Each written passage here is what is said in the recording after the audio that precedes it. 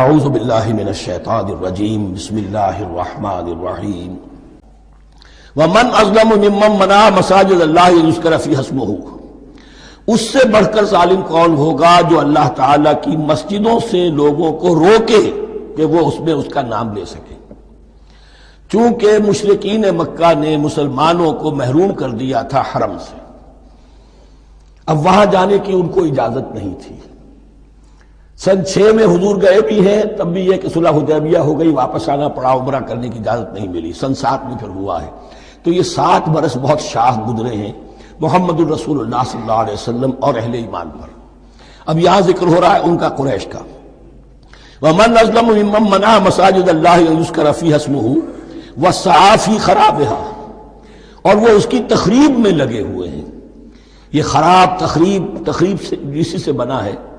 یہ تخریب 2 طرح کی ہوتی ہے، ایک ظاہری تخریب ہوتی ہے کسی مسجد کو گرا دینا، اور ایک ظاہری نہیں باطنی معنوی ہوتی ہے۔ وہ جو تخریب ہے وہ یہ ہے کہ توحید کی بجائے اسے شرک کا اڈا بنا دیا ہے۔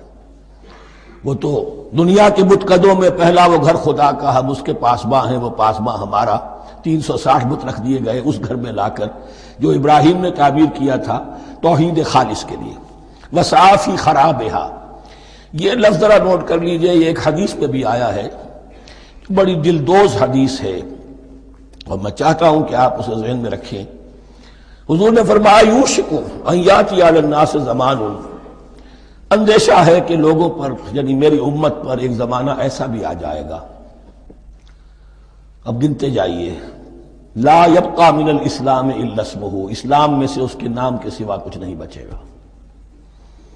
ولا يبقى من القرآن الا رسمہ، قرآن میں سے اس کے رسم الخط، الفاظ اور حروف کے سوا کچھ نہیں بچے گا۔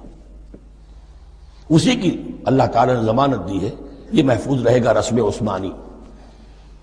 مساجدہم عامرۃ، ان کی مسجدیں آباد تو بہت ہوں گی، وہی خراب من الہدی، ہدایت سے خالی ہو جائیں گے۔ یہ خراب کے لفظ سے ہی خراب من الہدی، وَعُلَمَاؤُهُمْ شَرُّ النَّاسِ تَحْتَ عَدِيمِ السَّمَاءِ، اور ان کے علماء آسمان کی چھت کے نیچے کی بدترین انسان ہیں۔ مِنْ عِنْدِهِمْ تَخْرُجُ الْفِتْنَةُ وَفِيهِمْ تَعُودُ، فتنہ انہی کے اندر سے برآمد ہوگا، انہی میں گھس جائے گا، یعنی ان کا کام فتنہ انگیزی، مخالفت، جنگ و جدال، بھڑکانا، اپنے اپنے فرقے کے لوگوں کے جذبات کو بھڑکاتے رہنا اور مسلمانوں کے اندر اختلافات کو ہوا دینا، یہی ان کا کام رہ جائے گا۔ آج جن کو ہم علماء کہتے ہیں، ان کی عظیم اکثریت اس کیفیت سے دوچار ہو چکی ہے۔ جب مذہب اور دین پیشہ بن جائے تو کوئی خیر اس میں باقی نہیں رہتا۔ یہ دین اور مذہب پیشہ نہیں تھا۔ اسلام میں کوئی پیشوائیت نہیں، اسلام میں کوئی پاپائیت نہیں، اسلام میں کوئی برہمنزم نہیں۔ اسلام تو ایک کھلا، ہر شخص کتاب اللہ پڑھے، ہر شخص عربی سیکھے، ہر شخص کو امامت کے قابل ہونا چاہیے، ہر شخص اپنی بچی کا نکاح خود پڑھائے، ہر شخص اپنے والد کا جنازہ خود پڑھے۔ یہ جو ہم نے پیشہ بنا دیا ہے اور پھر انہیں پیسے دیتے، ظاہر بات ہے کہ پھر اس پیشے کے اندر تو پیشے میں عیب نہیں، رکھیے نہ فرہاد کو نام، پھر تو پیشہ میں تو جو کچھ پیشہ ورانہ چشمکیں ہوتی ہیں اور جو خباثتیں ہوتی ہیں وہ آتی ہیں۔ لیکن ساتھ ہی یہ بات واضح رہے کہ علماء حق سے دنیا خالی نہیں ہوگی، علماء حق بھی ہیں، لیکن کسی کے ماتھے پر لکھا ہوا نہیں ہوتا کہ یہ علماء حقانی میں سے اور یہ علماء سو میں سے ہے۔ باقی یہ صحیح بات ہے کہ اکثریت ادھر جا چکی ہے، ورنہ امت کا بیڑا غرق نہ ہوتا، سیدھی بات۔ جو بیڑا غرق ہوا ہے تو آخر کوئی سبب ہے۔ اولئک ما کان لہم ان یدخلوها الا خائفین، ایسے لوگوں کو تو سوائے اس کے ان کا کوئی مقام نہیں ہے کہ انہیں داخل ہونے کی بھی اجازت نہیں ہونی چاہیے اس میں، یعنی اللہ کی مسجدوں میں، مگر خوف زدہ ہو کر، ڈر کر۔ لہم فی الدنیا خزی، ان کے لیے دنیا میں بھی رسوائی اور ذلت ہے۔ لہم فی الآخرۃ عذاب عظیم، اور آخرت میں ان کے لیے عذاب عظیم ہے۔ وللہ المشرق والمغرب، اب دیکھیے تمہید ہو رہی ہے تحویل قبلہ کے لیے۔ اب ظاہر بات ہے کہ بڑی حساس جو ہے وہ ایک کیفیت تھی یہ، تو یروشلم کے ساتھ جن کو دلچسپی تھی اور ان کے دلوں میں اس کی عقیدت تھی، مکہ مکرمہ اور بیت اللہ کے ساتھ جن کو دلچسپی تھی اور ان کے دلوں میں اس کی عقیدت تھی، تو اس حوالے سے یہ قبلہ بدلنا، اور 2 دفعہ بدلا ہے قبلہ۔ پہلے آ کے مدینے میں حضور نے یروشلم کی طرف 16 مہینے نماز پڑھی اور پھر تحویل قبلہ ہوا، تو اب اس میں کئی امتحان ہو گئے، وہ آگے آ جائے گا، لیکن اس کی تمہید باندھی جا رہی ہے للہ المشرق والمغرب، مشرق اور مغرب سب اللہ کے ہیں۔ یعنی اگر ہم رخ کرتے ہیں مغرب کی طرف تو اس کے معنی یہ نہیں ہے کہ اللہ مغرب میں ہے، معاذ اللہ، اللہ تو جہت سے، مقام سے ماورا وراء الورا۔ یہ تو یہ ہے کہ ایک یکسانیت پیدا کرنے کے لیے، اجتماعی رنگ دینے کے لیے ایک چیز کو قبلہ بنا دیا، علامت ہے۔ غالب نے ٹھیک کہا ہے، قبلے کو اہل نظر قبلہ نما کہتے ہیں۔ قبلہ جو ہے وہ مسجود تو نہیں ہے پرے سرحد ادراک سے اپنا مسجود، قبلے کو اہل نظر قبلہ نما کہتے ہیں۔ للہ المشرق والمغرب فینما تولوا فثم وجہ اللہ، جدھر بھی تم رخ کرو گے وہ اللہ ہی کا رخ ہے۔ ان اللہ واسع علیم، یقیناً اللہ بہت وسعت والا ہے، بہت وسعت والا ہے، وہ کسی سمت میں محدود نہیں ہے، اور علیم ہے، ہر شے کا جاننے والا ہے۔ دیکھیے یہاں یہ آیت کہہ کے اور چھوڑ دیا مسئلہ، اگلے مسئلے پر آ گئے۔ آگے آپ کو پتہ چلے گا کہ یہ در حقیقت ایک تمہید باندھی جا رہی ہے تحویل قبلہ کے لیے۔ وقالوا اتخذ اللہ ولدا سبحانہ، اور ان میں وہ بھی ہیں، اب ظاہر بات ہے یہاں پھر اشارہ ہو رہا ہے وہ اہل مکہ کی طرف، جنہوں نے یہ کہا ہے کہ اللہ نے اولاد اپنے لیے اختیار کی، یعنی وہ کہتے تھے کہ یہ جو فرشتے ہیں یہ اللہ کی بیٹیاں ہیں، نصارہ کہتے تھے کہ حضرت مسیح اللہ کے بیٹے ہیں، اور یہودیوں کا بھی ایک گروہ ایسا تھا جو حضرت عزیر کو اللہ کا بیٹا کہتا تھا۔ بل لہ ما فی السماوات والارض، نہیں، آسمانوں اور زمین میں جو کچھ ہے اسی کی ملکیت ہے، سب مخلوق ہیں، مملوک ہیں، خالق اور مالک صرف وہ ہے۔ کل لہ قانتون، اور سب کے سب اس کے فرما بردار ہیں، بڑے سے بڑا رسول، بڑے سے بڑا ولی، بڑے سے بڑا فرشتہ، بڑے سے بڑے اجرام سماویہ، سب کل لہ قانتون، بدیع السماوات والارض، وہ آسمان اور زمین کو پیدا کرنے والا ہے بغیر کسی شے کے۔ یہ ابداع اور خلق، ان میں فرق ہے۔ ابداع، بلکہ شاہ ولی اللہ دہلوی نے حجت اللہ البالغہ کا جو پہلا چیپٹر ہے اس کو یہی 3 عنوان دیے ہیں۔ اللہ تعالیٰ کے افعال بنیادی طور پر 3 ہیں، ابداع، خلق، تدبیر۔ ابداع ہے جسے انگریزی میں کہتے ہیں کریشن ایکس نہیلو، عدم محض سے کچھ بنا دیا، کچھ نہیں تھا اور بنا دیا، کن فیکون، یہ ابداع ہے۔ خلق ہے اب ایک چیز سے دوسری چیز بنانا، گارے سے انسان بنایا، یہ تخلیق ہے، آگ سے جن بنایا، یہ تخلیق ہے، نور سے فرشتے بنائے، یہ تخلیق ہے۔ تو ابداع، بدیع وہ ہے کہ جس نے نئی چیز، اسی لیے بدعت ہمارے ہاں کہلاتی ہے وہ شے جو دین میں نہیں تھی اور خواہ لا کے شامل کر دی گئی، جس کی کوئی جڑ بنیاد دین میں نہیں ہے، وہ بدعت ہے۔ اس سے یہ لفظ بدیع السماوات والارض، وَإِذَا قَضَىٰ أَمْرًا فَإِنَّمَا يَقُولُ لَهُ كُن فَيَكُونُ، اس کی شان تو یہ ہے کہ جب وہ کسی معاملے کا فیصلہ کر لیتا ہے تو بس کہتا ہے کہ ہو جا، اور وہ ہو جاتی ہے۔ وَقَالَ الَّذِينَ لَا يَعْلَمُونَ لَوْلَا يُكَلِّمُنَا اللَّهُ وَتَأْتِينَا آیَةٌ، اور کہا ان لوگوں نے جو علم نہیں رکھتے، یہاں پھر وہی مشرکین مکہ کی طرف روح سخن ہے، کیوں نہیں بات کرتا ہم سے اللہ، اور کیوں نہیں کوئی لے آتا ہمارے پاس کوئی نشانی۔ یہ میں عرض کر چکا ہوں، یہ مضمون جو ہے کہ ان کا مطالبہ تھا بہت شدت کے ساتھ کہ کوئی معجزے ویسے ہی دکھاؤ جیسے تم کہتے ہو کہ عیسیٰ نے دکھائے تھے، موسیٰ نے دکھائے تھے، تو ہمارے یہ مطالبے پورے کر دو، ہم مان لیں گے۔ یہ ذکر آئے گا سورہ انعام میں اور پھر سورہ بنی اسرائیل میں۔ کذالک قال الذین من قبلہم مثل قولہم، اسی طرح کی باتیں جو لوگ ان سے پہلے آئے تھے وہ بھی کہتے رہے۔ تشابہت قلوبہم، ان کے دل ایک دوسرے سے مشابہ ہو گئے ہیں۔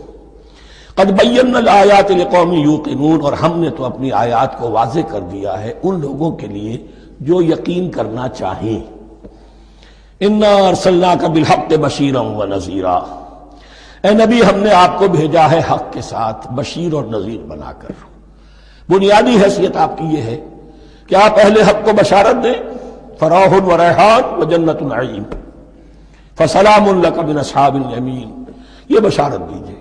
اور جو غلط راستے پر جائیں، کفر کریں، منافقت میں مبتلا ہوں، ملحد ہوں، اور بدعملی کریں ان کو آپ خبردار کر دیجئے کہ جہنم ان کے لیے تیار کر دی گئی ہے۔ آپ کا کام دعوت ہے، ابلاغ ہے، تبلیغ ہے، نصیحت ہے۔ وَلَا تُسْأَلُ عَنْ أَصْحَابِ الْجَحِيمِ، آپ سے سوال نہیں کیا جائے گا جہنمیوں کے بارے میں کہ اے محمد یہ کیوں جہنم میں پہنچ گئے، ہم نے تمہیں بھیجا تھا، تمہارے ہوتے ہوئے یہ جہنمی کیوں ہو گئے؟ نہیں، یہ آپ کی ذمہ داری نہیں ہے۔ کون جنت میں جانا چاہتا ہے، کون جہنم میں جانا چاہتا ہے، یہ آدمی کا اپنا فیصلہ ہے۔ آپ کا کام ہے کہ حق کو واضح کر دیں، ہاں وضاحت میں کمی نہ رہ جائے، حق واضح ہو جائے، کوئی اشتباہ نہ ہو، بالکل مبرہن ہو جائے، واضح ہو جائے، بس یہ ذمہ داری آپ کی ہے، اس سے زیادہ نہیں۔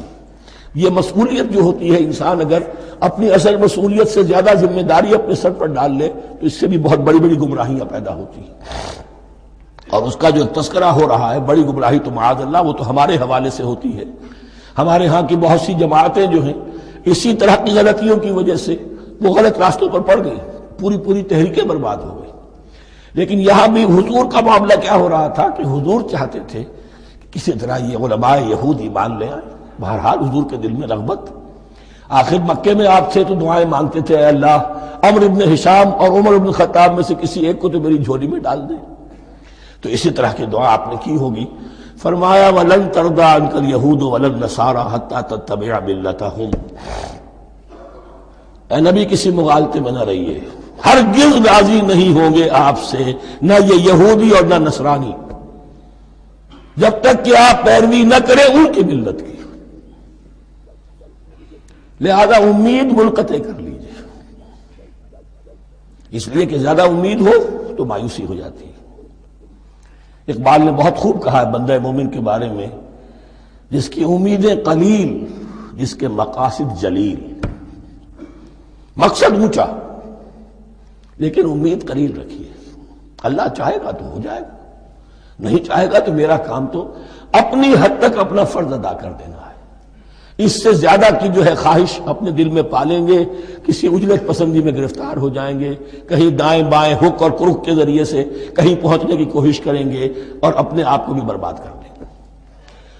لن ترضى عنك اليهود ولا النصارى حتى تتبع ملتهم قل ان هدى الله هو الهدى، کہہ دیجئے دیکھو ہدایت تو ہے اللہ کی ہدایت۔ وَلَئِنِ اتَّبَعْتَ أَهْوَاءَهُمْ، اور نبی آپ بھی کان کھول کر سن لیں، اگر آپ نے ان کی خواہشات کی پیروی کی، یہاں ہم جوڑ دیں گے الفاظ بالفرض بفرض محال، اگر آپ نے ان کی خواہشات کی پیروی کی کہ کچھ چلو لے دو کر معاملہ کر لو، کچھ ان کی بات مانو، کچھ اپنی بات منوا لو۔ یہ مکے میں بھی قریش کی طرف سے بھی آیا تھا کہ کچھ اپنی بات منوا لیجئے، کچھ ہماری بات کمپرومائز کیجئے۔ اب ظاہر بات ہے کہ یہاں اب یہود کے ساتھ یہی معاملہ ہے۔ وَلَئِنِ اتَّبَعْتَ أَهْوَاءَهُمْ بَعْدَ الَّذِي جَاءَكَ مِنَ الْعِلْمِ مَا لَكَ مِنَ اللَّهِ مِنْ وَلِيٍّ وَلَا نَصِيرٍ، اور اگر بفرض محال آپ نے پیروی کی ان کی خواہشات کی، اس کے بعد کہ آپ کے پاس علم آ چکا، تو نہیں ہوگا کوئی بھی اللہ کے مقابلے میں آپ کے لیے کوئی مددگار یا حمایتی۔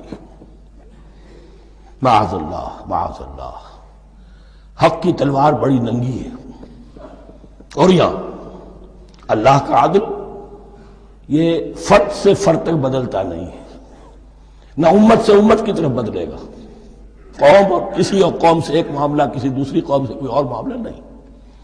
اللہ کے اصول ہیں، اللہ کے قوانین ہیں، اس کی فطرت ہے، فطرت اللہ التی فطر الناس علیہا، پھر یہ کہ اس کی سنت ہے، لن تجد لسنت اللہ تحویلا ولن تجد لسنت اللہ تبدیلا۔ الذین آتیناہم الکتاب یتلونہ حق تلاوتہ، وہ لوگ کہ جنہیں ہم کتاب دیتے ہیں وہ اس کی تلاوت کرتے ہیں جیسا کہ اس کی تلاوت کا حق ہے۔ اس پر میں نے اپنے کتابچے میں بحث کی ہے، تلاوت کا اصل حق کیا ہے۔ مسلمانوں پر قرآن مجید کے حقوق نامی کتابچہ، اب یہاں پہ تفصیل سے بیان کرنے کا وقت نہیں ہے، لیکن ایک بات جان لیجئے کہ تلاوت کا لفظ جو قرآن کے لیے قرآن نے اختیار کیا یہ بڑا ذو معنیین ہے۔ تلا یتلو ہم اسے بھی کہتے ہیں پڑھنا، اور تلا یتلو کسی کے پیچھے پیچھے چلنے کو کہتے ہیں۔ والشمس وضحاها والقمر اذا تلاها، سورج کے بعد پیچھے آتا ہے چاند۔ تو یتلو کے معنی کیا ہے؟ when you are reading the book you are following the text، بعض لوگوں کو دیکھا ہوگا انگلی ان کی چلتی ہے ساتھ ساتھ، وہ بیچارے جو زیادہ ماہر نہیں ہیں تو تاکہ نگاہ ادھر سے ادھر نہ ہو جائے، ایک سطر سے دوسری سطر پر نہ پہنچ جائے، انگلی بھی ساتھ ساتھ پھیرتے ہیں، تو فالوئنگ دی ٹیکسٹ۔ لیکن اس تلاوت کا اصل حق کیا ہوگا؟ جب آپ اس کتاب کو فالو کریں، اسے اپنا امام بنائیں، اس کے پیچھے چلیں، اس کا اتباع کریں، اس کی پیروی کریں، جس کی کہ دعا ہم کرتے ہیں وَاجْعَلْهُ لَنَا إِمَامًا وَنُورًا وَهُدًى وَرَحْمَةً، تو اللہ تو بنائے گا ہمارا امام اس کو اسی وقت جب ہم فیصلہ کر لیں کہ ہم اس کتاب کے پیچھے چلیں گے۔ الَّذِينَ آتَيْنَاهُمُ الْكِتَابَ يَتْلُونَهُ حَقَّ تِلَاوَتِهِ أُولَٰئِكَ يُؤْمِنُونَ بِهِ، جو اللہ کی کتاب کی تلاوت کا حق ادا کریں اور اس کی پیروی بھی کریں، وہی ہیں جو اس پر ایمان رکھتے ہیں۔ جو نہ تلاوت کا حق رکھتے ہوں ادا کریں، نہ پیروی کریں، وہ دعویٰ کریں کہ ہمارا ایمان ہے تورات پر اور کتاب پر، تو یہ دعویٰ جو ہے جھوٹا دعویٰ ہے۔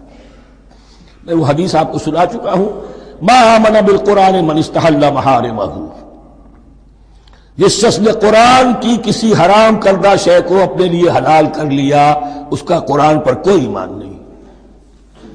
وَمَن يَكْفُرْ بِهِ فَأُولَٰئِكَ هُمُ الْخَاسِرُونَ، اور جو اس کا کفر کرے گا تو وہی لوگ ہیں خسارے میں رہنے والے۔ اب وہ بریکٹ بند ہو رہی ہے، وہ آیت کے جو چھٹے رکوع کے شروع میں آئی تھی دوبارہ آ گئی جوں کی توں، یا بنی اسرائیل اذکروا نعمتی التی انعمت علیکم وانی فضلتکم علی العالمین۔ یہ ترتیب ذہن میں رکھیے۔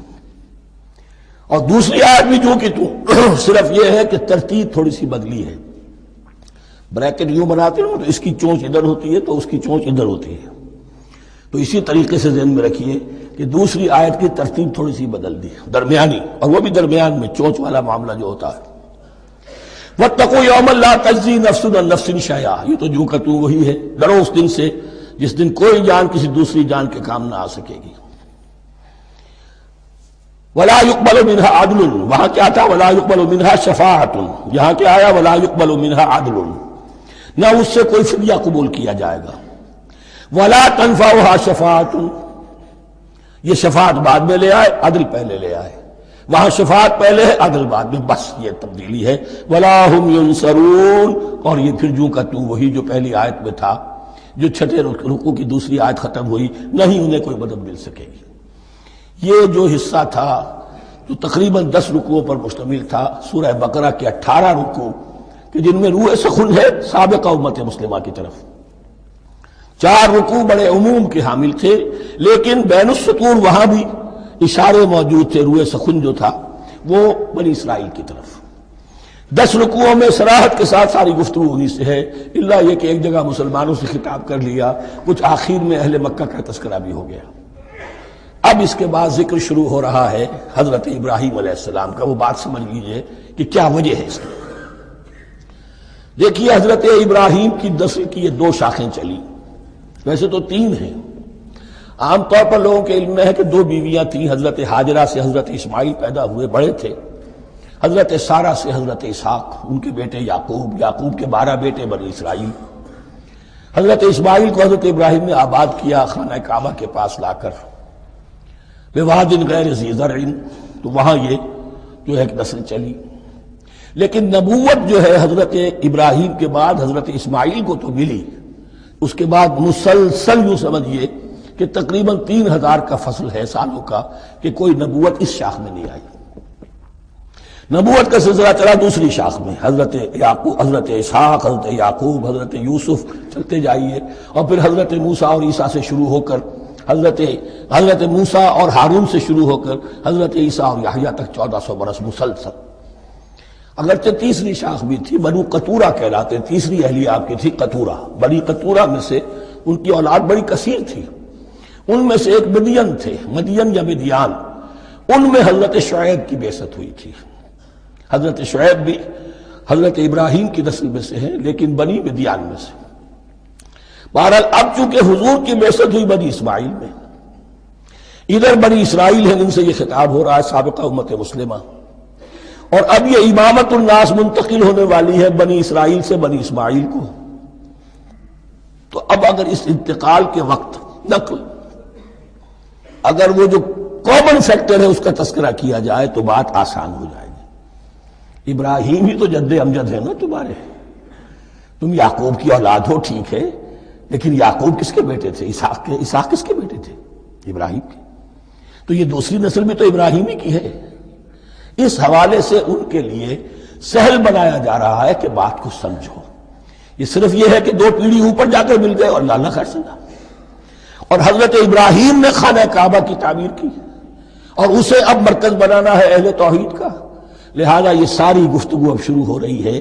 4 رکوع اب وہ ہیں 15 سے شروع ہو کر 98 تک، جن کا اصل مضمون ہے تحویل قبلہ۔ وَإِذِ ابْتَلَىٰ إِبْرَاهِيمَ رَبُّهُ بِكَلِمَاتٍ فَأَتَمَّهُنَّ، اور ذرا یاد کرو جب ابراہیم کو آزمایا اس کے رب نے بہت سی باتوں میں۔ میرا ایک کتابچہ ہے حضرت ابراہیم کی شخصیت پر، حج اور عید الاضحیٰ اور ان کی اصل روح، اور اس میں ایک تحریر ہے ایک تقریر ہے۔ جو تحریر ہے وہ مجھے بہت پسند ہے کہ کیسے کیسے امتحان آئے ہیں حضرت ابراہیم علیہ السلام پر۔ فَأَتَمَّهُنَّ، اب یہ ایک جملے میں ایک پوری داستان ہے۔ اس نے ان سب کو پورا کیا، سب میں پاس ہو گیا، ہر امتحان سے کامیابی کے ساتھ with flying colors ہر امتحان سے نکلے۔ قال انی جاعلک للناس اماما، تب ہم نے کہا اے ابراہیم اب میں تمہیں نوع انسانی کا امام بنانے والا ہوں۔ قال ومن ذریتی، انہوں نے کہا اور میری نسل کے بارے میں بھی یہ وعدہ ہے کہ نہیں؟ قال لا ینال عہد الظالمین، فرمایا میرا یہ عہد ظالموں سے متعلق نہیں ہوگا۔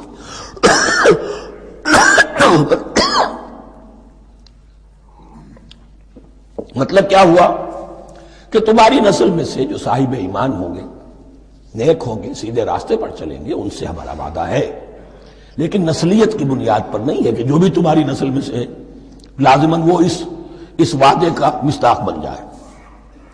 وَإِذْ جَعَلْنَا الْبَيْتَ مَثَابَةً لِلنَّاسِ وَأَمْنًا، اور یاد کرو جب کہ ہم نے گھر کو، اپنے گھر کو، بیت اللہ کو قرار دے دیا لوگوں کے لیے زیارت کی جگہ، لوٹ کے آنے، لوٹ کر آؤ، حج کرو، مثابۃ للناس وامنا، اور اسے امن کا گھر قرار دے دیا۔ فاتخذوا من مقام ابراہیم مصلی، اور ہم نے حکم دیا کہ مقام ابراہیم کو اپنی جائے نماز بنا لو، نماز پڑھنے کی جگہ بنا لو۔ آج کل تو بعض علماء نے یہ کہا ہے کہ مقام ابراہیم سے مراد کوئی خاص پتھر نہیں ہے، بلکہ اصل میں وہ تو پوری جگہ جو تھی وہ مقام ابراہیم، حضرت ابراہیم وہاں آباد ہوئے تھے۔ لیکن صحیح بات وہی ہے جو ہمارے سلف سے چلی آ رہی ہے، روایات پختہ ہیں اس کے بارے میں کہ جس طریقے سے حجر اسود جنت سے آیا ہے، ایسے ہی یہ بھی ایک پتھر تھا کہ جو جنت سے لایا گیا حضرت ابراہیم کے لیے جب وہ تعمیر کر رہے تھے۔ کوئی اور ذرائع تو ابھی تھے ہی نہیں، اس کے اوپر وہ کھڑے ہوتے تھے اور یہ پتھر ہی اونچا ہوتا جاتا تھا خود۔ اب جیسے جیسے تعمیر اوپر جا رہی ہے تو اس کے لیے یہ پتھر اونچا ہوتا تھا، وہ پتھر ہے جو مقام ابراہیم اب بھی محفوظ ہے، اور وہاں پر پھر طواف کر کے کعبے کا مکمل، پھر اس کے آس پاس جو ہے 2 رکعت جو ہے وہ ادا کی جاتی ہے نماز۔ وَعَهِدْنَا إِلَىٰ إِبْرَاهِيمَ وَإِسْمَاعِيلَ أَن طَهِّرَا بَيْتِيَ لِلطَّائِفِينَ وَالْعَاكِفِينَ وَالرُّكَّعِ السُّجُودِ، اور ہم نے عہد لے لیا تھا ابراہیم اور اسماعیل سے کہ تم دونوں ہمارے اس گھر کو، بیتیا میرے اس گھر کو پاک رکھو۔ اب یہ تطہیر بھی دونوں طرح کی ہوگی، ظاہری صفائی بھی ہو، گند نہ ہو، تاکہ ظاہر آئیں تو ان کے دلوں میں جو کدورت پیدا نہ ہو، کوفت نہ ہو، کھلی فضا ہو، صاف رکھو۔ اور تطہیر باطنی، وہاں توحید کا چرچا ہو، کوئی اور کفر اور شرک جو ہے وہ نہ آنے پائے۔ ان طہرا بیتی للطائفین والعاکفین، طواف کرنے والوں کے لیے، اعتکاف کرنے والوں کے لیے، والرکع السجود، اور رکوع اور سجود کرنے والوں کے لیے۔ وَإِذْ قَالَ إِبْرَاهِيمُ رَبِّ اجْعَلْ هَٰذَا بَلَدًا آمِنًا وَارْزُقْ أَهْلَهُ مِنَ الثَّمَرَاتِ مَنْ آمَنَ مِنْهُمْ بِاللَّهِ وَالْيَوْمِ الْآخِرِ، اور یاد کرو جب کہ ابراہیم نے کہا تھا اے میرے پروردگار اس گھر کو امن کی جگہ بنا دے، اور اس کے رہنے والوں، اس کے ہاں آباد ہونے والوں کو یعنی بنی اسماعیل کے لیے ان کو رزق عطا فرما، میووں کا اور پھلوں کا۔ من آمن منہم باللہ والیوم الآخر، اب یہاں حضرت ابراہیم خود رک گئے کہ میں اپنی ساری اولاد کے لیے یہ دعا نہ کروں، اس لیے کہ وہاں روک دیا گیا تھا لا ینال عہد الظالمین، تو جو بھی ان میں سے ایمان اور عمل صالح والے ہوں اور یوم آخر پر ایمان رکھتے ہوں، اجعل هذا البلد آمنا وارزق اهله من الثمرات من آمن منهم بالله واليوم الآخر۔ اب یہاں دیکھیے اللہ تعالیٰ نے گویا کہ ہم کہیں گے ازرہ شفقت مسکراتے ہوئے گویا کہ فرمایا کہ ابراہیم قال ومن کفر، تمہاری اولاد میں سے جو کفر کرے گا فأمتعه قلیلا، اس کو بھی میں دنیا کا ساز و سامان تو دوں گا، امامت میں شامل نہیں کر سکتا، لیکن یہ کہ دنیاوی طور پر مال و متاع جو ہے وہ ان کو بھی میں دوں گا۔ ومن کفر فأمتعه قلیلا ثم اضطره الى عذاب النار، ہاں پھر اسے کشاں کشاں لے آؤں گا جہنم کے عذاب کی طرف، وبئس المصیر، اور وہ بہت ہی بری جگہ ہے لوٹنے کی۔ وَإِذْ يَرْفَعُ إِبْرَاهِيمُ الْقَوَاعِدَ مِنَ الْبَيْتِ وَإِسْمَاعِيلُ، اور یاد کرو جبکہ ابراہیم اٹھا رہے تھے ہمارے گھر کی بنیادوں کو، اور اسماعیل باپ بیٹا دونوں لگے ہوئے تھے۔ یہاں لفظ جو قواعد آیا ہے اس کو نوٹ کیجئے، قواعد قاعدے کی جمع ہے اور یہ بنیادوں کو کہا جاتا ہے، اور اس میں اشارہ ہے حضرت ابراہیم اصل معمار اور بانی نہیں ہے کعبے کے، کعبہ بنایا ہے حضرت آدم نے، ان اول بیت وضع للناس للذی ببکہ، پہلا گھر۔ اب کیسے ممکن تھا حضرت آدم علیہ السلام کے زمانے سے لے کر اور حضرت ابراہیم تک کم و بیش جو ہے 4000 برس ہے، عام اندازہ جو ہے تورات کا اگر آپ لگائیں تو کوئی مسجد نہیں بنی ہوگی کیا؟ یہ پہلا گھر ہے، پہلا وہ گھر خدا کا، تو اس کی بنیادیں رہ گئی تھیں، باقی وہ امتداد زمانہ سے، اور چونکہ یہ سیلاب کا راستہ تھا، سیلاب کی وجہ سے وہ سب جو ہے دیواریں بہہ گئی تھی، صرف بنیادیں تھیں، ان بنیادوں کو پھر وَإِذْ بَوَّأْنَا لِإِبْرَاهِيمَ مَكَانَ الْبَيْتِ، یہ سورہ حج میں جا کر مضمون تفصیل سے آئے گا۔ اب میں آئے گا کہتا ہوں، آ چکا ہے حقیقت کے اعتبار سے، اس لیے کہ یہ ساری مکی صورتیں ہیں جو نازل ہو چکی ہیں سورہ بقرہ سے بہت پہلے۔ تو جب وہ ان بنیادوں کو اٹھا رہے تھے تو دعائیں مانگ رہے تھے، ربنا تقبل منا انک انت السمیع العلیم، اے رب ہماری اس کوشش کو، ہماری اس مشقت کو، محنت کو قبول فرما۔ باہر گھر بنا رہے ہیں، پتھر اٹھا اٹھا کر لا رہے ہیں، حضرت اسماعیل کی عمر اس وقت لگ بھگ 13 برس ہے، ہاتھ بٹا رہے ہیں، ربنا تقبل منا انک انت السمیع العلیم، اے رب ہماری اس کوشش کو شرف قبول عطا فرما، یقیناً تو سب کچھ سننے والا اور جاننے والا ہے۔ ربنا وجعلنا مسلمین لک، اور اے رب ہمیں اپنا فرما بردار بنائے رکھ۔ نوٹ کیجئے ابراہیم کہہ رہے ہیں، تو میں اور آپ اگر مطمئن ہو جائیں کہ میری موت لازماً حق پر ہوگی تو بہت بڑا دھوکہ ہے۔ ڈرتے رہنا چاہیے، اللہ کی پناہ طلب کرتے رہنا چاہیے۔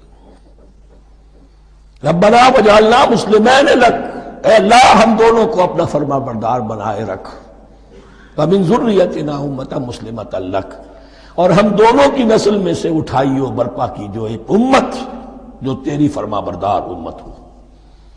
وارنا مناسکنا، اور اے پروردگار تیرا گھر تو ہم نے یہ بنا دیا، اب اس کے جو رسومات ہیں وہ ہمیں سکھا، جو مناسک حج ہیں، ارنا مناسک، اب کیسے حج کریں، کیا آداب ہوں گے، طواف کیسے ہوگا، کیا کریں گے، وتب علینا، اور ہم پر اپنی شفقت کی نظر فرما، انک انت التواب الرحیم، یقیناً تو ہی ہے بہت ہی زیادہ توبہ کا قبول فرمانے والا اور شفقت کے ساتھ رجوع کرنے والا اور رحم فرمانے والا۔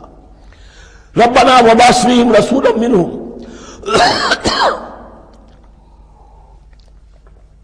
اور اے ہمارے پروردگار ہماری اس نسل میں، اب چونکہ ہماری نسل مراد ہے بنی اسماعیل، بنی اسرائیل اسماعیل کی نسل میں سے تو نہیں ہے نا، یہاں دونوں کی نسل سے مراد ہے تو وہ بنی اسماعیل، ہماری اس نسل میں اٹھائی ہو ایک رسول انہی میں سے، باہر کا نہ ہو، کوئی مغایرت کا اجنبیت کا پردہ حائل نہ ہو، وہ کیا کرے، یتلو علیہم آیاتک، تیری آیات ان کو پڑھ کر سنائے، وَيُعَلِّمُهُمُ الْكِتَابَ وَالْحِکْمَةَ، اور صرف سنائے نہیں، تعلیم دے انہیں کتاب اور حکمت کی۔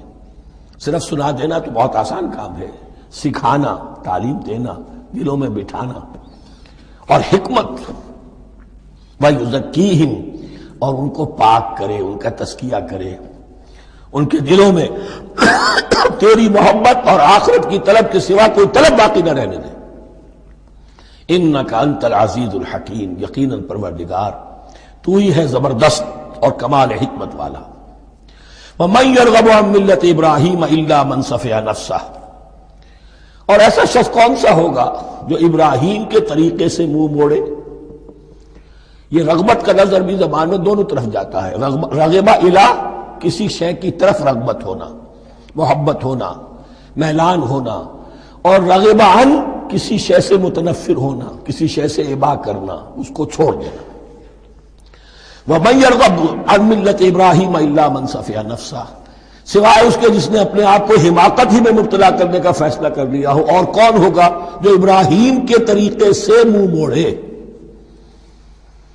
وَلَقَدِ اسْتَفَيْنَاهُ فِي الدُّنْيَا، اور ہم نے تو اسے دنیا میں بھی پسند کر لیا تھا، چن لیا تھا۔ وَإِنَّهُ فِي الْآخِرَةِ لَمِنَ الصَّالِحِينَ، اور یقیناً آخرت میں بھی وہ ہمارے صالح بندوں میں سے ہوں گے۔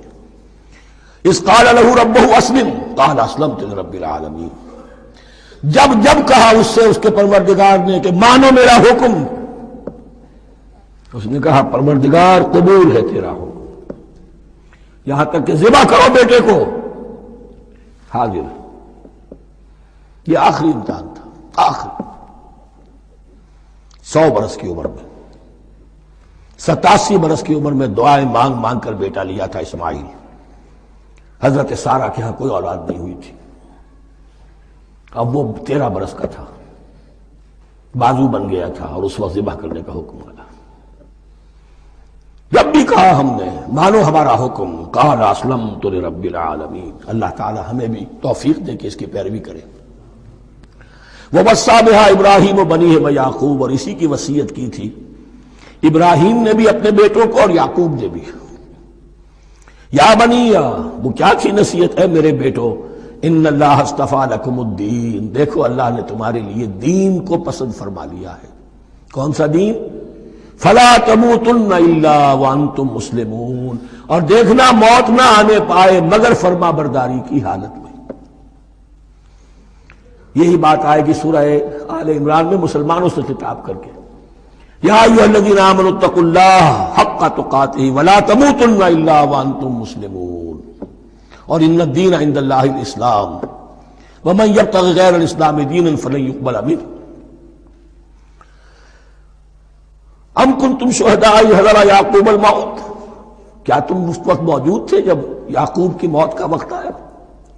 جب آدم کی یعقوب پر موت، یہ لفظی ترجمہ ہوگا، اذ حضر یعقوب الموت اذ قال لبنیہ ما تعبدون من بعدی، حضرت یعقوب نے اپنے سارے بیٹوں کو جمع کیا، 12 کے 12، اور مصر میں پہنچ چکے تھے یہ حضرت یوسف علیہ السلام کے ذریعے سے، جو سورہ یوسف میں ساری کہانی آئے گی، وہاں انتقال ہوا۔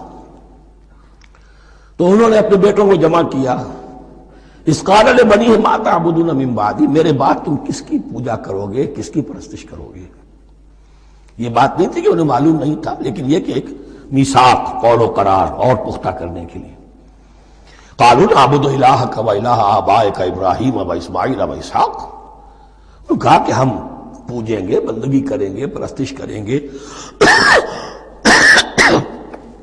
آپ کے معبود کی اور آپ کے آبا ابراہیم، اسماعیل اور اسحاق کے معبود کی، اور یہ کوئی مختلف معبود نہیں ہے، الہ واحدہ، وہ تو ایک ہی الہ ہے۔ وَنَحْنُ لَهُ مُسْلِمُونَ، ہم اس کے لیے اس کے سامنے سر جھکاتے ہیں، اسی کی فرما برداری کا اقرار کرتے ہیں۔ تِلْكَ أُمَّةٌ قَدْ خَلَتْ، یہ آیت 2 مرتبہ آئے گی اسی رکوع میں۔ یہ ایک گروہ تھا انسانوں کا جو گزر گیا، ابراہیم، اسماعیل، اسحاق، یعقوب، ان کی اولاد، قد خلت، وہ گزر گئے۔ لہا ما کسبت ولکم ما کسبتم، ان کے لیے تھا جو انہوں نے کمایا، اور تمہارے لیے ہوگا جو تم کماؤ گے۔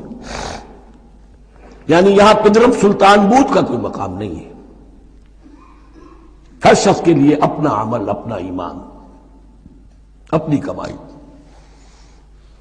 وَلَا تُسْأَلُونَ عَمَّا كَانُوا يَعْمَلُونَ، تم سے یہ نہیں پوچھا جائے گا کہ وہ کیا کرتے تھے، تم سے پوچھا جائے گا تم کیا کر کے لائے ہو۔ تو راچے ہے پدرم سلطان بود، تو راچے ہے، تم کیا ہو بھائی، تو اپنی بات کرو، باپ تمہارا سلطان تھا ہوگا. وقالوا كونوا هودا أو نصارى تهتدوا، لیکن اس پس منظر میں اب ان کی خباثت کو نمایاں کیا جا رہا ہے کہ یہ تو تھی وصیت ابراہیم کی اور یعقوب کی، اور اس وقت کے یہود و نصارہ کا کیا رویہ ہے؟ قالوا كونوا هودا أو نصارى تهتدوا، وہی متحدہ محاذ حضور کے خلاف. یا تو یہودی انہوں نے کہا کہ یا یہودی ہو جاؤ یا نصرانی تو ہدایت پر ہو جاؤ گے. قل بل ملت ابراہیم حنیفا، کہہ دیجئے نہیں، بل نتبع، ہم تو نتبع یہاں پر محذوف مانیے، بل نتبع ملت ابراہیم حنیفا، نہیں ہم تو پیروی کریں گے ابراہیم کے طریقے کی بالکل یکسو ہو کر. وما کان من المشرکین، اور وہ مشرکوں میں سے نہیں تھے. قولوا آمنا باللہ، اب یہاں مسلمانوں کو حکم دیا جا رہا ہے. دیکھو تم ان کے جو کچھ وہ کہتے ہیں اس کے جواب میں تم یہ کہو، قولوا کہو آمنا باللہ، ہم ایمان رکھتے ہیں اللہ پر، وما انزل الینا، اور جو کچھ نازل کیا گیا ہماری جانب، وما انزل الی ابراہیم و اسماعیل و اسحاق و یعقوب، اور جو کچھ نازل کیا گیا ابراہیم اور اسماعیل اور اسحاق اور یعقوب کی طرف، والاسباط، اور ان کی اولاد کی طرف، وما اوتی موسیٰ و عیسیٰ، اور جو کچھ دیا گیا موسیٰ کو اور عیسیٰ کو، وما اوتی النبیون من ربہم، اور جو کچھ دیا گیا تمام نبیوں کو ان کے رب کی طرف سے. لا نفرق بین احد منہم، ہم ان میں سے کسی کے مابین تفریق نہیں کرتے، ہم سب کو مانتے ہیں. دیکھیے ایک ہے تفضیل، کسی کو ایک کو زیادہ افضل سمجھنا دوسرے سے، یہ اور بات ہے. وہ تو سورہ آل عمران میں آئے گا تلک الرسل فضلنا بعضهم علی بعض. تفریق یہ کہ ایک کو مانے ایک کو نہ مانے. ان رسولوں میں سے ایک کا انکار سب کا انکار ہے. لا نفرق بین احد منہم ونحن له مسلمون، اور ہم نے تو اسی کی فرما برداری کا قلادہ اپنی گردن میں ڈال دیا ہے. فَإِنْ آمَنُوا بِمِثْلِ مَا آمَنْتُمْ، پھر اے مسلمانوں اگر یہ بھی ایمان لائیں یہود اور نصارہ بالکل اسی طرح جیسے تم ایمان لائے ہو، نو کمپرومائز، ٹھیک ٹھیک وہی دین اختیار کریں، وہی راستہ جو کہ محمد کے ذریعے سے تمہیں دیا گیا صلی اللہ علیہ وسلم. فَإِنْ آمَنُوا بِمِثْلِ مَا آمَنْتُمْ بِهِ فَقَدْ اهْتَدَوْا، تب وہ ہدایت پر ہوں گے. وَإِنْ تَوَلَّوْا، اور اگر وہ پیٹھ موڑ لیں، فَإِنَّمَا هُمْ فِي شِقَاقٍ، تو اس کے معنی یہ ہے کہ وہ زدم زدہ میں اور دشمنی کے اندر وہ مبتلا ہو چکے ہیں.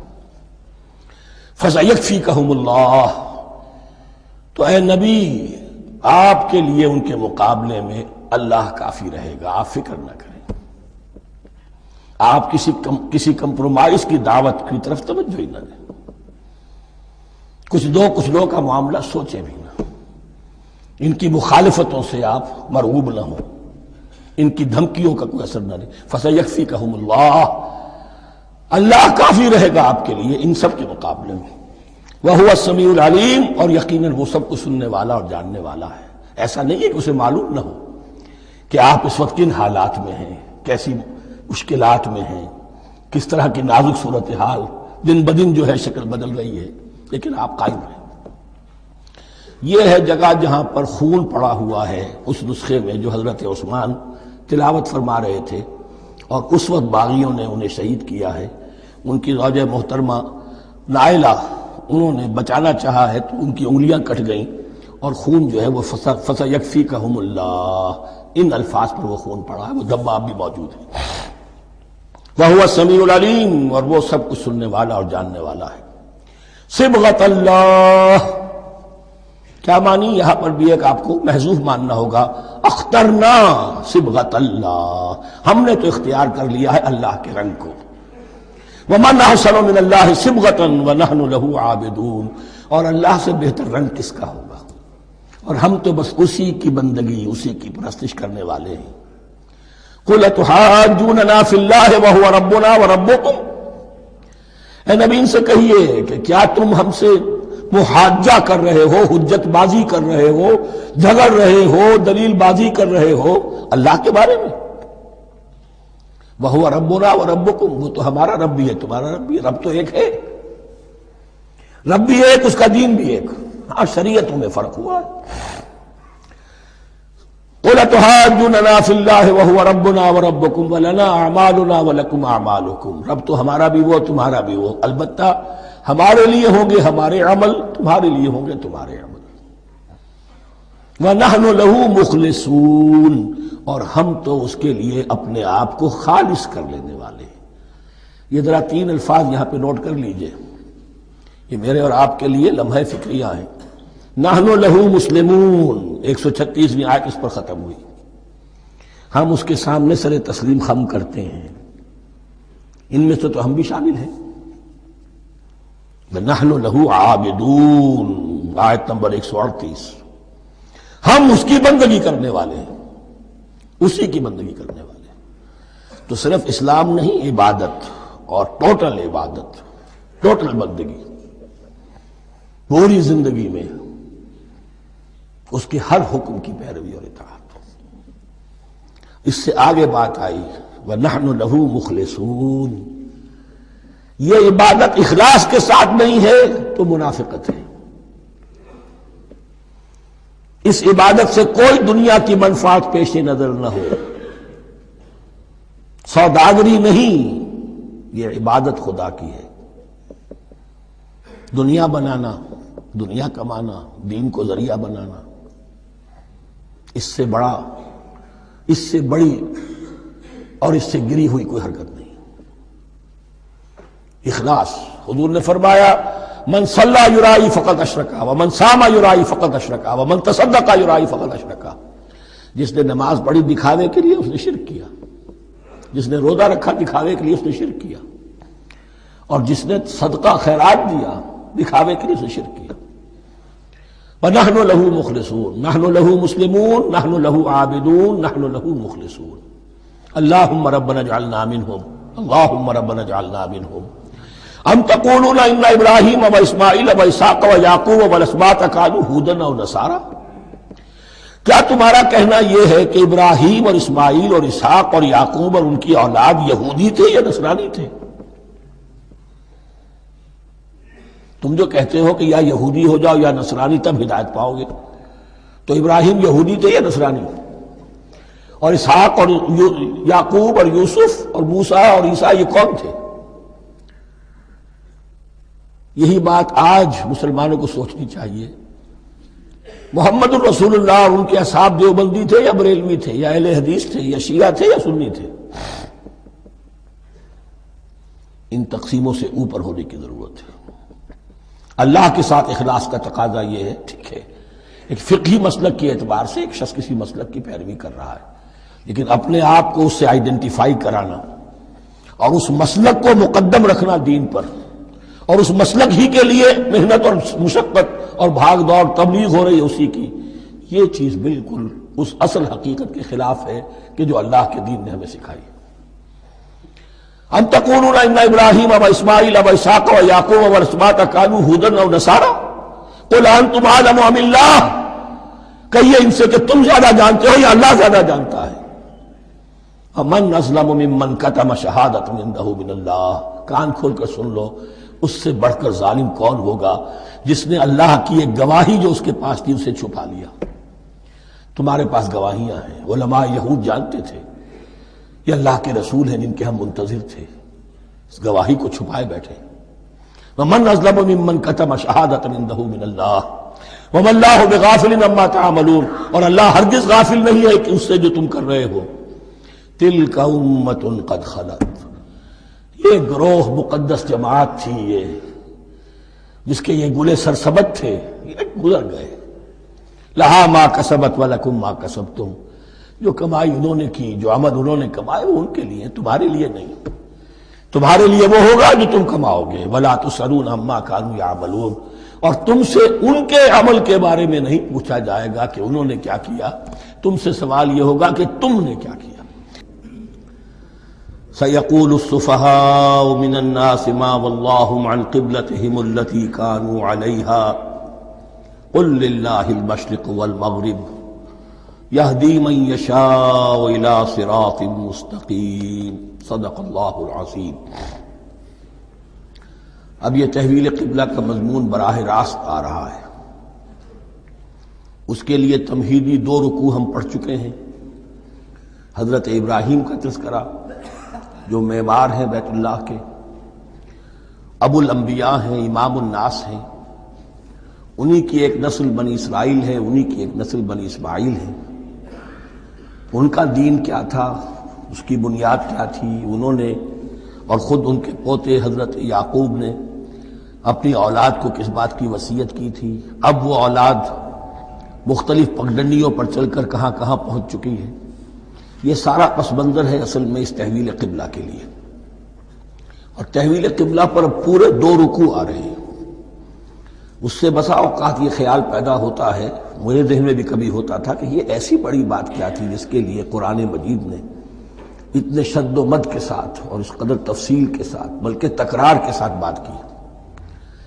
تو اصل میں اس کو یوں سمجھیے کہ ایک خاص مذہبی ذہنیت ہوتی ہے، اور وہ مذہبی ذہنیت یہ ہوتی ہے کہ اعمال کے ظاہر پر ان کی توجہ زیادہ مرکوز ہو جاتی ہے، اعمال کی جو روح ہے زیادہ اس کی طرف توجہ نہیں ہوتی۔ عوام الناس کا معاملہ یہی ہو جاتا ہے، ظواہر پر، رسومات پر، جو ظاہری شکلیں ہیں ان کی اہمیت، جو اصل دین ہے، روح دین ہے، جو مقاصد دین ہے، ان کی طرف توجہ نہیں ہوتی۔ نتیجہ یہ ہوتا ہے کہ ظاہر میں ذرا سا فرق انہیں بہت محسوس ہوتا ہے، ذرا سا فرق ہو گیا، کسی نے رفع دین کر لیا، قیامت آ گئی، معلوم ہوا یہ کوئی اور ہی آ گیا ہماری مسجد میں، یہ کون ہے؟ کسی نے آمین ذرا اونچا کہہ دیا، پھر قیامت آ گئی۔ یہ ساری چیزیں جو یہ خاص ایک ذہنیت ہوتی ہے، اس ذہنیت کے پس منظر میں یہ مسئلہ چھوٹا نہیں تھا۔ ایک تو یہ کہ جو قبائلی اور قومی پس منظر تھا اس کے حوالے سے سمجھیے، مکے میں جو لوگ ایمان لائے، ظاہر بات ہے ان سب کو عقیدت تھی خانہ کعبہ کے ساتھ، خود حضور کو تھی، آپ روتے ہوئے نکلے ہیں اور آپ نے یہ فرمایا تھا کہ اے کعبہ مجھے تجھ سے بڑی محبت ہے، لیکن تیرے یہاں کے رہنے والے مجھے یہاں رہنے نہیں دیتے۔ پھر یہ کہ وہ جو عقیدت اور محبت تھی وہ تمام اور مسلمانوں کے دلوں میں بھی تھی۔ مدینے میں آ کر آپ نے رخ بدل دیا، جب تک مکے میں تھے معلوم ہوتا ہے کہ حضور جب کھڑے ہوتے تھے نماز کے لیے ہے کافی، تو آپ اس طرح کھڑے ہوتے تھے کہ بیک وقت استقبال قبلتین ہو جاتا تھا، یعنی جو جنوبی دیوار ہے ایک طرف وہ کونا ہے جس میں حجر اسود ہے، اور دوسری طرف وہ یمانی ہے، رکن یمانی جو یمن کی طرف ہے، جو جنوب مغرب کی طرف ہے، جنوب کی طرف ہے، ادھر کوئی شخص کھڑا ہوگا اور وہیں پر انہی کے درمیان جو ہے جب طواف کیا جاتا ہے تو دعا مانگی جاتی ہے، ربنا آتنا فی الدنیا حسنۃ وفی الآخرۃ حسنۃ وقنا عذاب النار۔ باقی پورے طواف میں آپ جو چاہیں دعا مانگے، لیکن یہاں یہ دعا ہے خاص۔ اب اگر کوئی شخص ادھر کھڑا ہو کر نماز پڑھ رہا ہے تو کعبہ تو سامنے ہے ہی، ٹھیک سیت میں یروشلم بھی ہے، تو استقبال القبلتین ایک ہی وقت میں 2 قبلوں کی طرف رخ ہو گیا۔ مدینے میں آ کر معاملہ بدل گیا، مدینہ درمیان میں ہے، مکہ مکرمہ اس کے جنوب میں ہے اور یروشلم اس کے شمال میں ہے۔ اب جنوب کی طرف رخ کریں گے تو پیٹھ ہوگی یروشلم کی طرف، یروشلم کی طرف رخ کریں گے تو پیٹھ ہوگی کعبے کی طرف۔ اس میں امتحان ہو گیا ان لوگوں کا جو ایمان لائے تھے کہ آیا وہ محمد الرسول اللہ صلی اللہ علیہ وسلم کے فرمان کی پیروی کرتے ہیں یا اپنی پرانی عقیدتوں اور اپنی پرانی جو روایات ہیں ان کو زیادہ اہمیت دیتے ہیں۔ اللہ کا شکر ہے جو لوگ مکے سے آئے تھے ان کی اتنی تربیت ہو چکی تھی کہ ان میں سے کسی کے لیے کوئی مسئلہ پیدا نہیں ہوا۔ اقبال کا وہ مصرع پھر سنا رہا ہوں، بمصطفیٰ برساں خیش را کے دی ہموست اگر بہو نہ رسیدی تمام بولا بیست۔ حالانکہ قرآن مجید میں کہیں منقول نہیں ہے کہ اللہ نے حکم دیا تھا، ہو سکتا ہے اللہ نے حضور کو وحی خفی کے ذریعے سے حکم دیا ہو، لیکن وحی جلی میں کہیں نہیں ہے کہ آپ کو حکم دیا گیا ہو کہ اب یروشلم کی طرف رخ کر کے نماز پڑھیے۔ یہ امتحان ہو گیا کہ رسول کا اتباع کتنا کچھ ہے۔ اب جب یہ حکم آیا اب امتحان ہو گیا جو مدینے میں رہنے والے جو ایمان لائے تھے ان کا، اس لیے کہ یہاں یہودی بھی تھے، بعض ان میں سے ایمان لائے، عبداللہ ابن سلام رضی اللہ تعالیٰ عنہ تھے، ان کو علماء میں سے تھے، لیکن جو اور دوسرے لوگ تھے وہ بھی زیر اثر تھے یہود کے علماء کے، ان کے دل میں بھی یروشلم کی عظمت تھی۔ اب جب انہیں رخ کرنا پڑا تو یہ ان کے ایمان کا امتحان ہو گیا۔ تو یہ بڑا امتحان تھا اس میں کہ جو سب کے لیے مثبت تھا. اور مسلمانوں میں سے بعض لوگوں کے دلوں میں یہ خیال بھی پیدا ہوا ہوگا اگر اصل قبلہ یہ تھا تو ہم نے اب تک جو نمازیں پڑھی ہیں وہ تو پھر ہم نے غلط اس پر پڑھی. ہماری اتنی سالوں کی کسی کو ایمان لائے ہوئے 10 برس ہو گئے، ہماری ان نمازوں کا کیا بنے گا؟ وہ نمازیں ضائع ہو گئیں تو نماز تو ایمان کا رکن رکین ہے، تو بڑی تشویش پیدا ہو گئی. اس کے ساتھ ہی ایک مسئلہ یہ پیدا ہوا سیاسی اعتبار سے کہ یہود اب تک تو یہ سمجھ رہے تھے کہ حضور نے اور مسلمانوں نے ہمارا قبلہ اختیار کر لیا ہے، تو گویا کہ ہمارے کیمپ فالوورز ہیں، ہمارا تو انہوں نے اتباع کیا ہے، لہذا ہمیں کوئی خاص اندیشہ نہیں ان کی طرف سے. لیکن اب جب قبلہ بدل گیا تو ان کے کان کھڑے ہو گئے کہ یہ تو پھر کوئی نئی اب ملت ہے اور نئی امت کی تشکیل ہو رہی ہے، لہذا ان کی طرف سے مخالفت جو تھی اس کے اندر شدت زیادہ پیدا ہو گئی. یہ سارے مضامین تھے کہ جو یہاں پر زیر بحث آ رہے ہیں.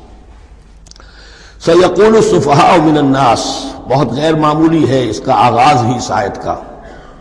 ان قریب کہیں گے لوگوں میں سے احمق اور بے وقوف لوگ، ما وَلَّاهُمْ عَنْ قِبْلَتِهِمُ الَّتِي كَانُوا عَلَيْهَا کس چیز نے پھیر دیا انہیں اس قبلے سے کہ جس پر یہ تھے.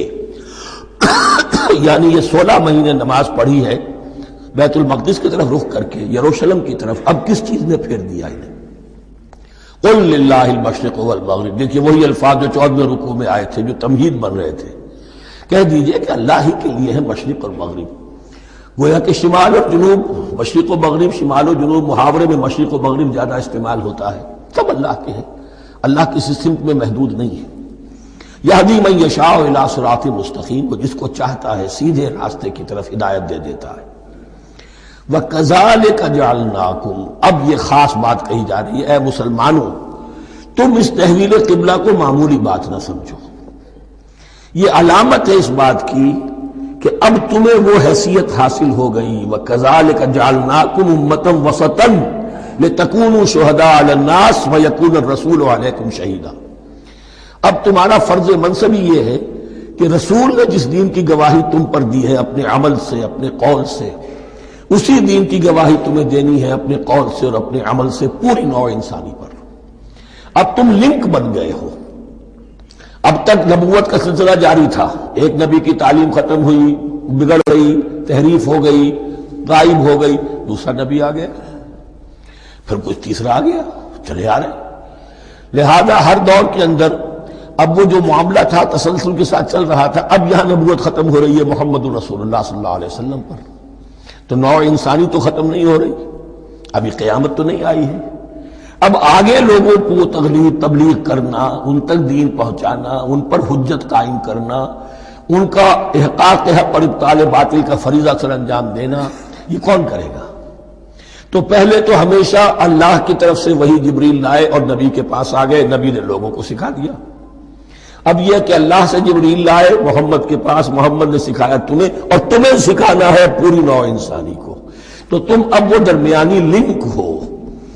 وَكَذَلِكَ جَعَلْنَاكُمْ أُمَّةً وَسَطًا لِتَكُونُوا شُهَدَاءَ عَلَى النَّاسِ وَيَكُونَ الرَّسُولُ عَلَيْكُمْ شَهِيدًا. یہ مضمون زیادہ کھلے گا چل کر سورہ حج کی آخری آیات میں. اسی طرح سے مراد یہ تحویل قبلہ ایک مظہر ہے اس کا.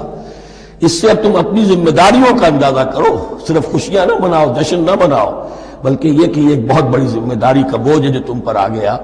کبھی ہم نے اپنے بندے محمد کے کاندھوں پر جب یہ بوجھ رکھا تھا تو ان سے بھی کہا تھا صلی اللہ علیہ وسلم انا سنلقی علیک قولا ثقیلا، اے نبی ہم آپ پر ایک بھاری بات ڈالنے والے ہیں. وہی بھاری بات بہت بڑے پیمانے پر اب تمہارے کندھوں پر آ گئی ہے. وَكَذَلِكَ جَعَلْنَاكُمْ أُمَّةً وَسَطًا لِتَكُونُوا شُهَدَاءَ عَلَى النَّاسِ وَيَكُونَ الرَّسُولُ عَلَيْكُمْ شَهِيدًا وَمَا جَعَلْنَا الْقِبْلَةَ الَّتِي كُنْتَ عَلَيْهَا، اور ہم نے نہیں قرار دیا تھا اس قبلے کو جس پر کہ اے نبی آپ پہلے تھے. یعنی یہ دو طرح کی بات ہو سکتی ہے، وہی خفی سے اللہ نے فرمایا ہو کہ اے محمد اب کچھ عرصے کے لیے یروشلم کی طرف رخ کر کے نماز پڑھو، وہی جلی میں نہیں ہے. اور یہ بھی ہو سکتا ہے یہ حضور کا اجتہاد ہو اور اسے اللہ نے قبول فرما لیا. دونوں باتوں کا امکان موجود ہے. حضور کے اجتہاد پر اگر اللہ کی طرف سے نفی نہ آئے تو وہ گویا اللہ کی طرف سے. وما جعلنا القبلة التي كنت عليها إلا لنعلم من يتبع الرسول ممن ينقلب على عقبيه، اور نہیں ٹھہرایا تھا ہم نے اس قبلے کو جس پر کہ آپ رہے ہیں مگر یہ جاننے کے لیے کہ کون ہے، یہ ظاہر کرنے کے لیے کہ کون ہے کہ جو اتباع کرتے ہیں رسول کا صلی اللہ علیہ وسلم، اور وہ کون ہے کہ جو اپنی ایڑیوں کے بل لوٹ جاتے ہیں۔ یعنی مدینے میں آ کر اگر کوئی مکے کا مسلمان کہتا صاحب یہ قبلہ مجھے قبول نہیں ہے، وہ واپس ہو جاتا، ایسا ہوا نہیں۔ اور اب جب مکے کی طرف رخ ہو گیا ہے تو کوئی انصار میں سے، کوئی مدینے میں جو ایمان لائے ان میں سے کسی نے کہا کہ ٹھیک ہے جی ہمارا قبلہ وہ تھا، اب آپ نے اپنا قبلہ بدل دیا، آپ کا راستہ اور ہمارا راستہ اور، نہیں، وہ تمام کے تمام مسلمان ان آزمائشوں میں کامیاب ہوئے۔ وَإِن كَانَتْ لَكَبِيرَةً إِلَّا عَلَى الَّذِينَ هَدَى اللَّهُ، اور واقعہ یہ ہے یقیناً یہ بہت بڑی بات تھی، اس طرح قبلے کے اندر تبدیلی قبول کر لینا آسان بات نہیں ہوتی، بڑا حساس مسئلہ ہوتا ہے، مگر ان کے لیے کہ جن کو اللہ نے ہدایت دی۔ وَمَا كَانَ اللَّهُ لِيُضِيعَ إِيمَانَكُمْ، اور اللہ ہرگز تمہارے ایمان کو ضائع کرنے والا نہیں ہے۔ ایمان سے یہاں مراد نماز جو ہے الصلاۃ عماد الدین، وہ جو تشویش ہو گئی تھی کہ ہماری ان نمازوں کا کیا بنے گا جو ہم نے 16 مہینے پڑھی ہے بیت المقدس کی طرف رخ کر کے۔ وَمَا كَانَ اللَّهُ لِيُضِيعَ إِيمَانَكُمْ، اس وقت وہ حکم تھا رسول کا، وہ اللہ کے ہاں مقبول ہے، اس وقت یہ حکم ہے جو تمہیں رسول کی معرفت مل رہا ہے، اب تم اس کی پیروی کرو۔ ان اللہ بالناس لرؤوف الرحیم، یقیناً اللہ تعالیٰ تو انسانوں کے حق میں بہت ہی شفیق ہے اور بہت ہی رحیم ہے۔ قد نرى تقلب وجهك في السماء، معلوم ہوتا ہے خود حضور کو انتظار تھا اس فیصلے کا، اور معلوم ہوتا ہے کہ آپ پر بھی شاخ گزر رہا تھا یہ وقفہ کہ جس میں نماز پڑھتے ہوئے پیٹھ ہو رہی تھی بیت اللہ کی طرف، تو آپ بار بار آپ کی نگاہیں آسمان کی طرف اٹھتی تھی کہ کب وحی آئے، کب جبرائیل حکم لے کر آئیں۔ قد نرى تقلب وجهك في السماء، اے نبی ہم نے آپ کے چہرے کا بار بار آسمان کی طرف اٹھنا دیکھ لیا ہے۔ فَلَنُوَلِّيَنَّكَ قِبْلَةً تَرْضَاهَا، اس آیت میں بڑی شفقت، بڑی محبت، بڑی عنایت ہے محمد الرسول اللہ صلی اللہ علیہ وسلم کے لیے اللہ کی طرف سے، تو ہم بدلے دیتے ہیں، پھیرے دیتے ہیں قبلہ جو آپ کو پسند ہے۔ ظاہر بات ہے کہ حضور کو جو محبت تھی اور جو بھی آپ کو ایک رشتہ قلبی تھا بیت اللہ کے ساتھ، فَلَنُوَلِّيَنَّكَ قِبْلَةً تَرْضَاهَا، ہم بدلے دیتے ہیں، بدل دیں گے قبلہ اسی طرف جو آپ کو پسند ہے۔ فَوَلِّ وَجْهَكَ شَطْرَ الْمَسْجِدِ الْحَرَامِ، تو بس اب پھیر دیجئے اپنے رخ کو مسجد حرام کے رخ پر۔ وَحَيْثُ مَا كُنْتُمْ، اور مسلمانوں جہاں کہیں بھی تم ہو، مدینے میں ہو یا کہیں اور ہو، مغرب میں ہو، شمال میں ہو، جنوب میں ہو، کہیں ہو، فَوَلُّوا وُجُوهَكُمْ شَطْرَهُ، تو اپنا چہرہ نماز میں اسی کے رخ پر پھیرو۔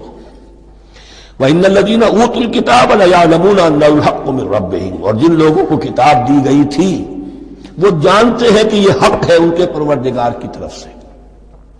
تورات میں بھی یہ مذکور تھا کہ اصل قبلہ ابراہیمی وہی تھا، اس لیے کہ یروشلم تو تعمیر کیا ہے حضرت ابراہیم سے کوئی 1000 سال کے بعد حضرت سلیمان نے۔ یہ جو بھی ہیکل سلیمانی ہے کم سے کم 1000 برس کا فصل ہے حضرت ابراہیم میں حضرت سلیمان میں۔ تو حضرت ابراہیم کا قبلہ کون سا تھا؟ تو وہ بھی مولانا امین احسن اصلاحی صاحب نے اردو میں ترجمہ کیا ہے مولانا حمید الدین فراہی کی کتاب کا، اور وہ بہت اہم ہے اس موضوع کو سمجھنے کے لیے۔ بہت سے مسلمان مفسرین نے بھی اس میں ٹھوکر کھائی ہے۔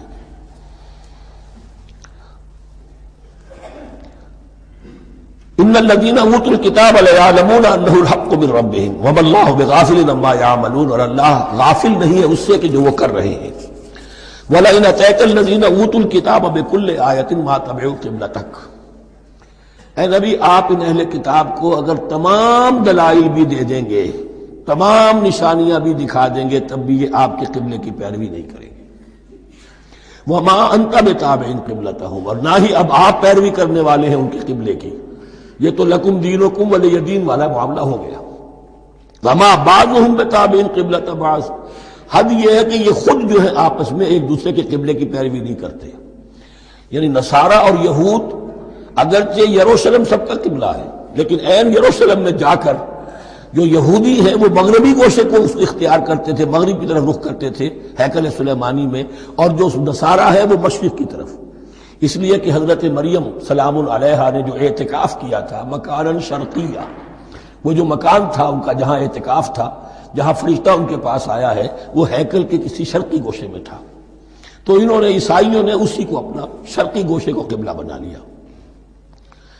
وما ولئن اتبعت اهواءهم، اور اے نبی اگر بالفرض آپ نے ان کی خواہشات کی پیروی کی، من بعد ما جاءك من العلم، اس کے بعد کہ آپ کے پاس العلم صحیح علم آ چکا ہے، انك اذا لمن الظالمین، تو آپ بھی پھر ظلم کرنے والوں میں سے ہو جائیں گے، معاذ اللہ۔